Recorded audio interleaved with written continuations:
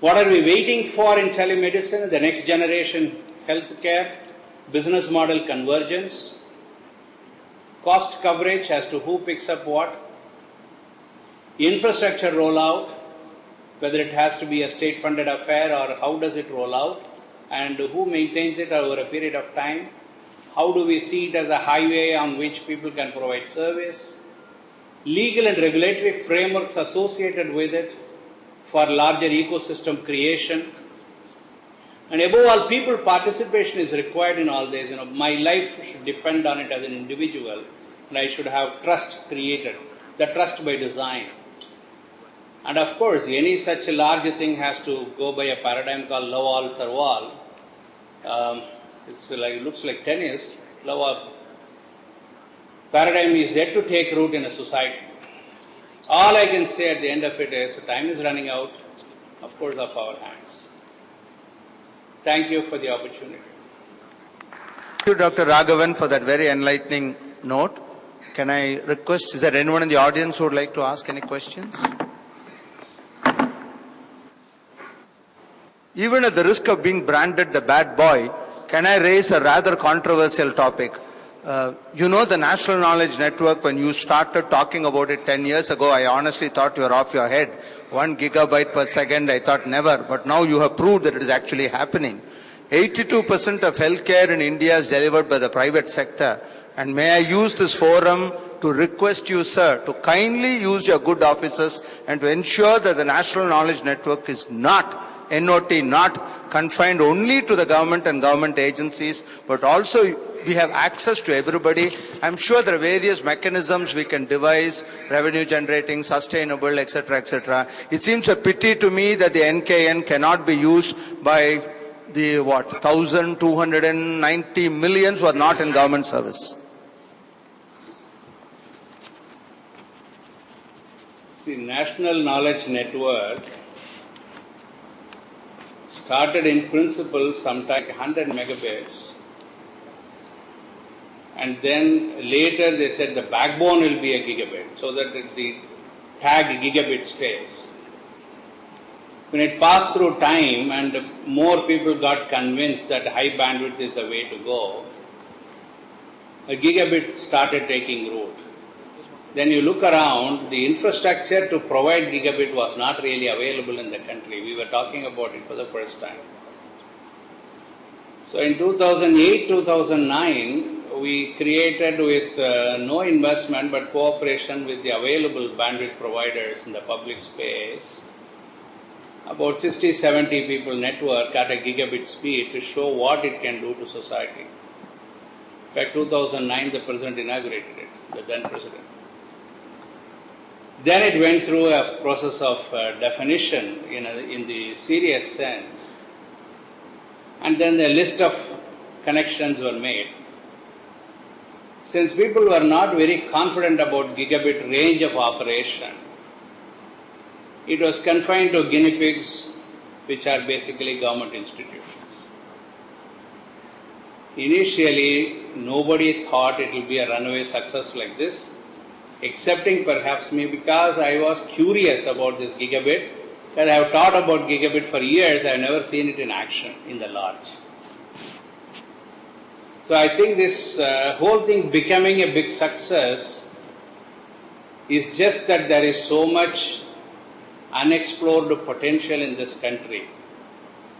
And now, within 18 months, it's a record in the world, we have connected about 850 institutions across the country, which includes 160 or so medical institutions of the country. Now we are addressing the question of what Ganpati was asking, how to bring in private sector into the whole play. It's a policy issue, it's not a technology issue. There is no limiting factor, but then there has to be a formal solution to this particular issue. It will get resolved, and you heard that Ministry of Science and Technology is open to all stakeholders in the government. Similarly, everything that government does is open to all stakeholders. It's a question of time in putting these things together.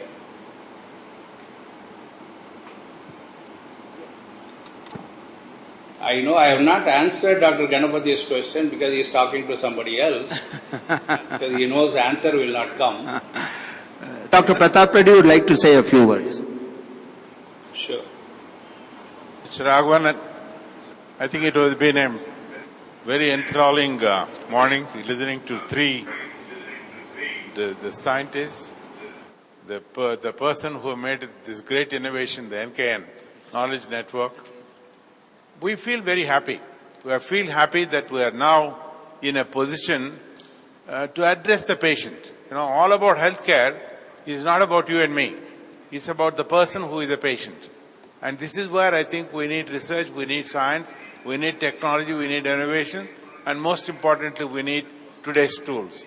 And that tool is what is going to bring in new generation of health delivery, and the necessity is very clear. Every nation, be it a developed country or underdeveloped country or a developing country, all of us have got these touch points. And I'm sure whatever we heard from you on the NKN, having known you, having seen your vision from the last decade, today I'm glad that it is an explosive. But what we need is let it reach all the billion people. If it reaches all the billion people, and I think the other billions who are living across the world will be benefited by this new technology that you have discovered and made it saying, yes, it can do. We're so impressed when you said that it can bring almost all parameters and give it to the doctor and give it to the patient for his benefit to use. I'm indeed thankful to you. All of us are enlightened, by listening to Mr. Ramaswamy and to you and to Brahmachari, saying this is not just the potential. We have a lot of things already in our hands. Now we want that to happen. We want a participatory collaboration today to have models to deliver and make a difference to people's health. Thank you all. Thank you very, very much. And I sincerely say again, the PPP that was mentioned, I think is really the theme that we are asking. Let's make that difference that you suggested. Thank you. Thank you all very much for a wonderful thing. I think it's a rare opportunity to have three brilliant heads of the government be speaking to us today and how relevant it is for healthcare. Thank you. Thank you, Dr. Raghavan. We are signing off now. Thank you once again. It's my pleasure now to commend Ankat Neelakandan to please introduce Mr. Shapiro. He will formally introduce Mr. Shapiro. And after Mr. Shapiro's talk is over, we'll request Dr. Pratap Reddy to talk to us. Before that, Mrs. Sangeeta will be saying a few words. Can I request Mrs. Sangeeta, please? Sangeeta Reddy. Tapsi Reddy, my good friend, colleague in the IT industry, Lee Shapiro, Dr. Ganapathy, tremendous collection of dignitaries, luminaries, evangelists of the healthcare system like our MD, Mrs. Preeta Reddy, all of you, speakers, delegates, and people who really believe that there is a possibility to transform the healthcare in our country using IT. Let me say good afternoon, namaste, and a very, very warm welcome to these 48 hours of deliberation, of discussion, of debate, and of dreaming, and then going beyond the dreaming to make active plans to see how we can play a role in transformation. A formal welcome to each one of you, I think, is a difficult thing, but what I would like to actually do is to welcome the spirit and the commonality with which we face the future, and to welcome, importantly, the age and the era that we are lucky to be in today. This is a time. We dreamt of this 15 years ago. We started with healthcare infrastructure and worked towards access. We dreamt of bringing healthcare within the reach of everybody 30 years ago and had a different dimension to it. We worked towards creating more infrastructure, but also parallelly kept visualizing these changes which are required in the world to create this transformational process which enables healthcare access to everybody.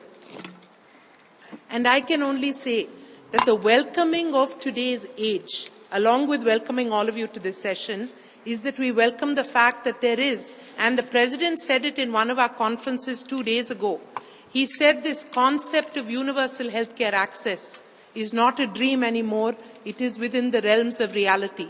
And that is because we welcome a country and an era where the tele-density is more than 75%. So people in small rural villages in India have access to a phone. The question to us is, what can we put through that phone?